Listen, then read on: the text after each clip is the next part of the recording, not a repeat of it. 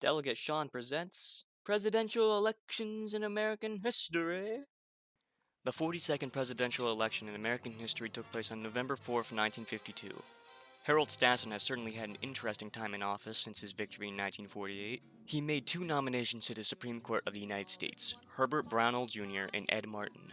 Brownell's confirmation process became contentious due to alleged corruption and attacks on his youth and judicial inexperience by Democrats, and he was narrowly confirmed in the Senate. Regarding domestic legislation, Congress passed the Housing Readjustment Act, which was signed by Stassen, providing limited federal funding for the purpose of slum clearance and new housing.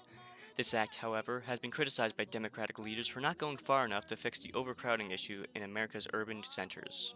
Stassen also tried his hand at dealing with the issue of lynching. An anti-lynching bill passed in the House with Stassen's support, but was killed in the Senate by a filibuster from Southern Democrats. In December of 1949, Stassen sent 300,000 troops to aid the Kuomintang in China.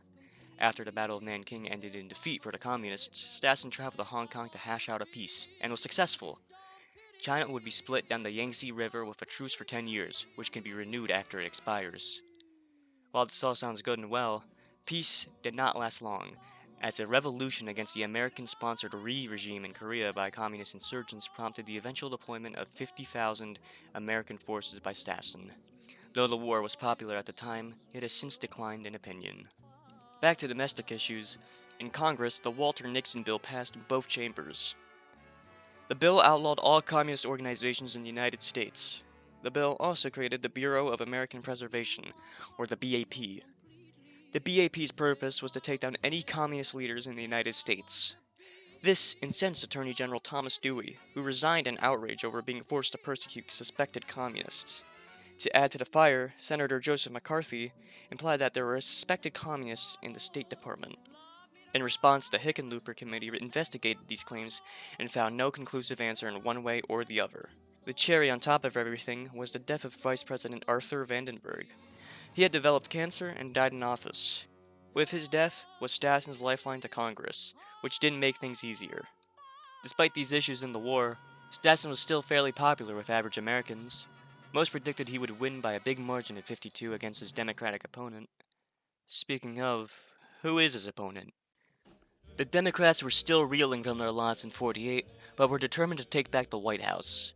There were several candidates in the running for the nomination, each ready and willing to fight. They were Senator J. William Fulbright of Arkansas, Senator Estes Kefauver of Tennessee, Senator Scott W. Lucas of Illinois, Governor Sid McMath of Arkansas, Senator Glenn Taylor of Idaho, Governor Francis E. Walter of Pennsylvania, and Governor G. Menon Williams of Michigan, also known as Soapy. Phew, that's a lot of people, huh? Also, get used to hearing Fulbright. His name is going to be very important. Each of them had their own strengths and weaknesses, some more than others.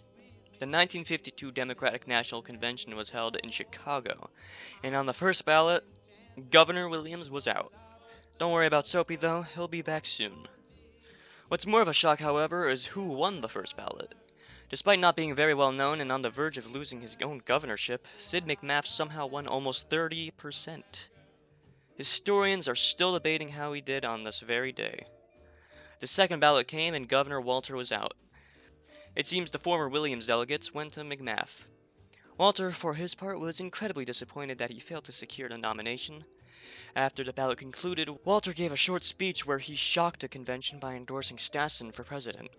This certainly didn't help their morale, no doubt. On the fourth ballot, Lucas was out.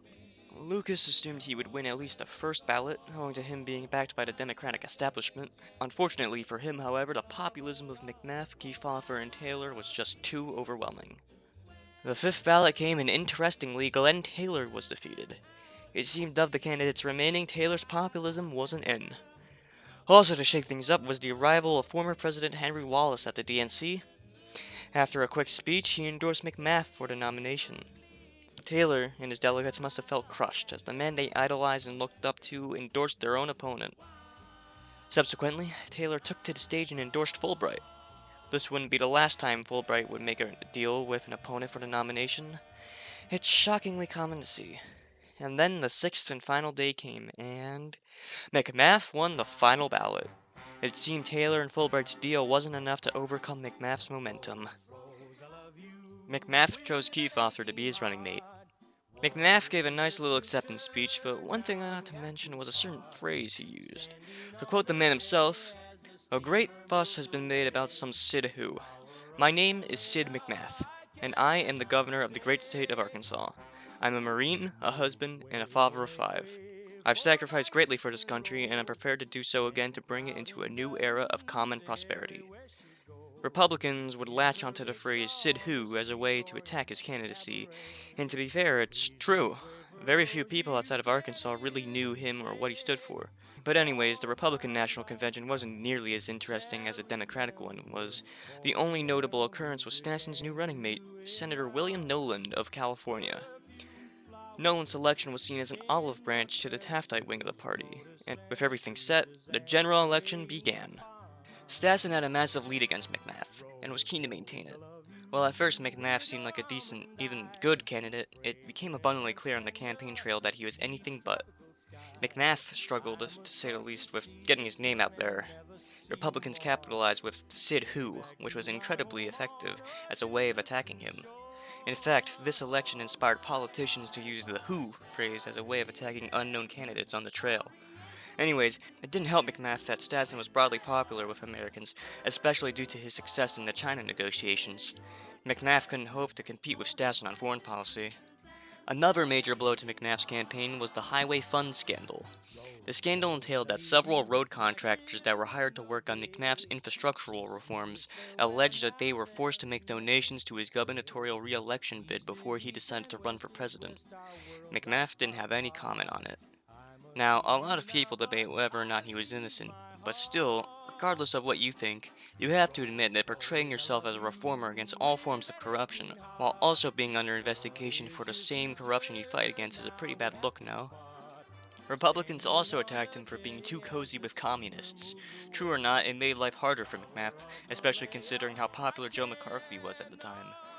One thing that really blew things up was the arrest of Helen Keller. Keller was a blind and deaf author turned activist. The BAP arrested several members of a communist operation in New York, and Keller happened to be one of them. Many people called for her release, and McMath pressed Stassen on this. Stassen said and did nothing.